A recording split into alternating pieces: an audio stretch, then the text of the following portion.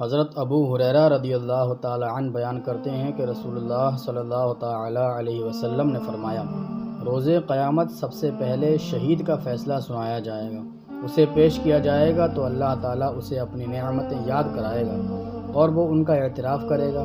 پھر اللہ تعالیٰ فرمائے گا، تو نے ان کے بدلے میں شکر کے طور پر کیا کیا؟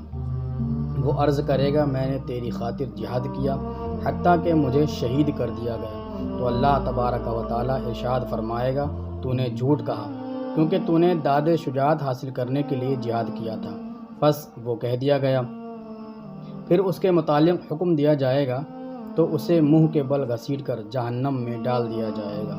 دوسرا شخص جس نے علم حاصل کیا اور اسے دوسروں کو سکھایا اور قرآن کریم کی تلاوت کی، اسے بھی پیش کیا جائے گا تو اللہ تعالیٰ اسے اپنی نعمتیں یاد کرائے گا، وہ ان کا اعتراف کرے گا تو اللہ تعالیٰ ارشاد فرمائے گا، تو نے ان کے بدلے میں کیا کیا؟ وہ عرض کرے گا، میں نے علم سیکھا اور اسے دوسروں کو سکھایا اور میں تیری رضا کی خاطر قرآن شریف کی تلاوت کرتا رہا۔ اللہ تعالیٰ فرمائے گا، تو نے جھوٹ کہا، البتہ تو نے علم اس لیے حاصل کیا تھا کہ تمہیں عالم کہا جائے اور قرآن پڑھا تاکہ تمہیں قاری کہا جائے، اور وہ کہہ دیا گیا۔ پھر اس کے متعلق بھی حکم دیا جائے گا تو اسے منہ کے بل گھسیٹ کر جہنم میں ڈال دیا جائے گا۔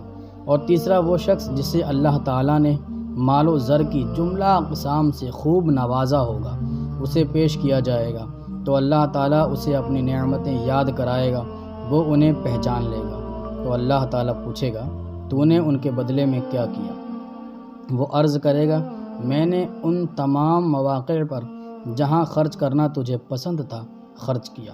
تو اللہ تعالیٰ فرمائے گا، تو نے جھوٹ کہا، تو نے تو اس لیے خرچ کیا تھا کہ تجھے بڑا سخی کہا جائے، بس وہ کہہ دیا گیا۔